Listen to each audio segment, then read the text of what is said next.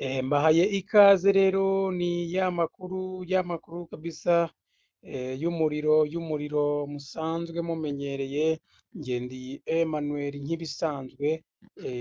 Ni ya makuru ya entertainment, siporo ndetse n'ibindi muri rusange bigiye bigezweho bya buri munota. Impinduka muri APRFC, muri APR kabisa habaye impinduka mu kanya kuri uyu munsi wo bita Thierry Hitimana usanzwe ari umutoza wungirije wa kabiri muri APR FC yagizwe umuyobozi wa tekiniki cyangwa se ufite mu nshingano zo gukurikirana iterambere ry'abakinnyi bakiri batoya. Uyu rero Thierry Hitimana niwe wagizwe umutoza w'abakinnyi batoya b'ikipe ya APR FC cyangwa se bamwe ujya mwumva ngo ni Academy. Uwo bita Lieutenant Colonel Alphonse Muyango akaba ashinzwe ibyinjira n'ibisohoka, akaba ari Head of Logistical. Ni mu gihe rero Captain Deborah Muzirantege yagizwe ushinzwe imari cyangwa se DAF. Bita amakuru rero avuga ko iyi kipe yamaze kubona visi perezida mushya n'umunyamabanga mushya w'ikipe ya APR. Izi rero ni impinduka bivugwa ko zabaye mu kipe ya APR yose, aho bahinduye ikipe ya APR ikaba yahinduye abayobozi bari basanzweho. Numva ko harimo impinduka zidasanzwe. Ikipe y'igihugu rero Amavubi nayo ikaba yasesekaye mu Rwanda, ikaba rero yatangiye umukino wo kwitegura Benin, aho Benin izaba yaje nayo mu gihugu cy'u Rwanda ku munsi wa kabiri. Ku wa kabiri kabisa niho uyu mukino uzaba utegerejwe. Ni ikipe y'igihugu rero, ikipe y'igihugu y'u Rwanda iri kwitegura bikomeye cyane, aho ishaka noneho kuzikura mu menyo ya rubanda, dore ko ikipe y'igihugu bamaze gushyiraho itangazo rya kugabanya ibiciro. Kwinjira kuri stade bizaba byoroshye cyane, aho nawe wakwigurira itike, dore ko kwinjira noneho amafaranga makeya ari inoti y'igihumbi nawe ukigerera muri stade Umuganda. Umutoza w'Amavubi yasobanuye rero icyabuze imbere ya Benin n'impamvu atakinishije Marvin na Aniseti. Yagize ati umutoza yagize ati rero ni umutoza w'ikipe y'igihugu Frank Spira Torstena yagize ati yavuze ko amahirwe atari ay'u Rwanda ku mukino watsinzwemo ibitego bitatu na Benin. Yongeraho ko impamvu atakinishije John Marvin kurya ari uko atarameze neza mu bijyanye n'imbaraga, mu gihe Ishimwe Aniseti agikeneye kumenya imikinire y'Amavubi. Ibitego bya Steven Monio ku munota wa gatandatu, Adria Honsonich ku munota wa 67, naho Hassane Imran ku munota 70. Nibyo byabaye itandukaniro muri uyu mukino mu itsinda rya D ryo gushaka itike ya CHAN 2025 wabereye Abidjan ku wa gatandatu hariya muri Cote d'Ivoire. Aganira rero n'itangazamakuru nyuma y'umukino, Frank Spira utoza igihugu cy'u Rwanda yavuze ko yari yabwiye abakinnyi be ko bagomba kwirinda za koroneri n'imipira yo gukinira igera kuri y'ikirere, igera kuri Steve Monio usanzwe ukinira FC Augsburg yo mu cyiciro cya mbere mu Budage. ati twari dufite igitekerezo cyo kugarira imipira miremire igera kuri nimero 9, naho wawo kubera ko buri gihe niwe wakira iyo mipira. Nabwiye abasore banjye ko tugomba kwirinda za koroneri, ariko rimwe na rimwe ntibishoboka kandi rimwe na rimwe ukenera amahirwe. Uyu munsi nta mahirwe twagize, urumva ko nibyo yireguje. Ni igitego cya kabiri Moniyo yatsinze u Rwanda mu mikino ine, dore ko yaherukaga kubona izamu muri Werurwe 2023 ubwo ibihugu byombi byakiniraga i Cotonou.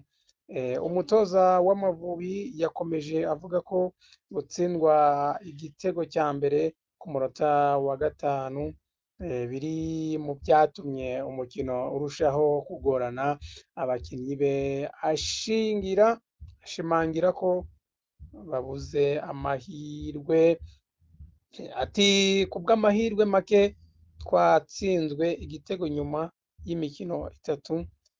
Icyo gihe utekereza niba unyuzwe no gutsindwa igitego kimwe ku busa cyangwa uri mu gerageza kubona inota. Twagerageje gusatira baguma inyuma ndetse bugarira babifashijwemo n'ubuhanga bwabo n'umubiri wabo. Twagerageje cyane, abakinnyi bacu bakoze ariko nyuma ikipe ya Benin yabyaje umusaruro ubuhanga bwayo. Uyu munsi ntabwo wari uwacu. Iyo bifata indi minota bikiri ubusa ku busa, byashobokaga ko umukino wagenda ukunda. Iyo uri inyuma y'iminota 3 biragora. Abajijwe rero niba kuvunikisha Manzi Thierry mu gice cya mbere byaba ari byo byabaye impamvu yo kwinjizwa ibitego 3, kuko uyu myugariro yari amaze igihe akinira na Mutsinzi Ange kandi ubona ko bamenyeranye. Spira yavuze ko na Niyigena Clement wasimbuye yakinnye neza. Ati Manzi ni umukinnyi w'ingenzi mu bwugarizi bwacu. Byabaye ngombwa ko ajyanwa hanze kubera imvune kandi byabaye ibihe bibi ku ruhande rwacu. Gusa dufite abakinnyi bakiri bato bugarira bakina imbere mu gihugu, bari gukora cyane ngo babone amahirwe. Ndatekereza ko Clement yagize umukino mwiza. Iyaba igitego cya kabiri cyangwa icya gatatu cyagiyemo dufite Manzi, nta muntu wabona ibyo asubiza. Aba bakinnyi babiri bato bakwiye amahirwe kandi yakinnye neza cyane. Ku bijyanye na John Kula Marvin usatira izamu anyuze ku mpande, wahamagawe bwa mbere ariko akaba atifashishijwe kuri uyu mukino. Umutoza w'Amavubi yavuze ko ataragera ku rwego rwo gukina imikino nk'iyi kuko akirutse imvune. Ati Marvin avuye mu mvune y'igihugu kirekire. Kumuhamagara rero byari ukugerageza. Twari tuzi ko atari ku rwego rwo gukina, ariko ubu nibwo buryo nshobora kubonamo abakinnyi nkawe, ubundi nkategura ahazaza. Ntabwo yantengushye, ariko ubona ko ataramera neza mu bijyanye n'imbaraga ku buryo yakina uyu mukino mpuzamahanga. Niyo mpamvu rero atakinnye. Kuri Ishimwe Anicet we utari mu bakinnyi bifashishijwe ku mukino utoza. Umutoza yavuze ko agikeneye kubanza kwinjira no kumenya imikinire ye. Ati ni umukinnyi wahoze mu kipe, ndizera ko uyu munsi mubona itandukaniro ryo gukina umupira w'amaguru uyu munsi no mu mezi ashize, bisobanuye ko aba bahungu bakwiye kugira amakuru ku byo turi gukora mu myitozo cyangwa mu kibuga. Ntabwo dufite abakinnyi bo ku rwego rw'isi ku buryo umubwira ngo aze ahite akina. Ntabwo ariko bimeze mu ikipe yacu. Nawe akeneye indi myitozo. Yongeyeho ati ikibazo cyabaye kuvuga ngo ese tumujyane cyangwa tumusige i Kigali.